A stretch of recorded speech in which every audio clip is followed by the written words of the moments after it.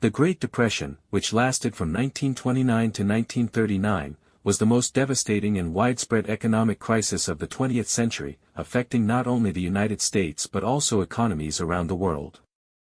It began in the United States following the stock market crash on October 29, 1929, known as Black Tuesday, when panic selling caused the collapse of stock prices after a decade of speculative investment and easy credit during the so-called Roaring Twenties. In the years leading up to the crash, industrial production had soared, consumer goods had flooded the market, and many people, including average citizens, had invested heavily in stocks, often with borrowed money through margin buying.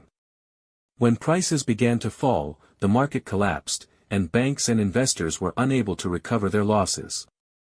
This financial panic led to a domino effect, causing thousands of banks to fail between 1930 and 1933, wiping out the savings of millions and leaving businesses without access to credit. Industrial output dropped by nearly 50%, and unemployment in the United States reached a staggering 25%, while in some other countries, such as Germany and Canada, it reached similar or even higher levels. Farm incomes plummeted due to overproduction and falling prices, and in the United States, the Dust Bowl, a severe drought in the Great Plains, drove tens of thousands of farming families off their land, adding to the humanitarian crisis. Social conditions deteriorated rapidly as homelessness increased, and makeshift shantytowns known as Hoovervilles appeared on the outskirts of cities. Hunger became widespread, with long lines forming at soup kitchens and bread lines. In cities, men and women competed desperately for any available work, and children were often forced to leave school to help support their families. President Herbert Hoover's initial response relied on voluntary cooperation from businesses and limited federal intervention, which many believed was inadequate.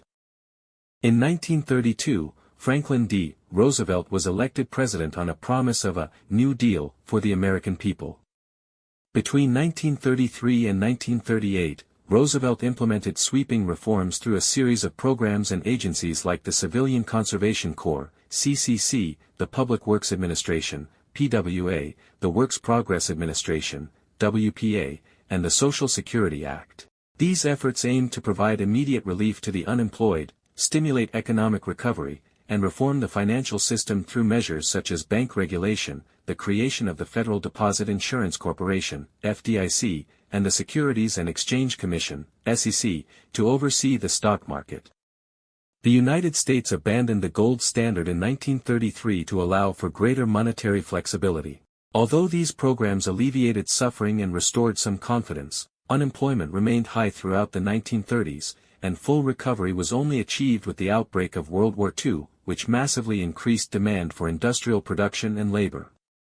Internationally, the Great Depression had far-reaching consequences. It led to the collapse of global trade, the end of the gold standard in many countries, and contributed to the rise of extremist political movements, including fascism in Germany and Italy. The economic and psychological scars of the Depression influenced generations and led to a fundamental rethinking of economics, particularly with the rise of Keynesian theories that advocated for active government intervention to stabilize the economy.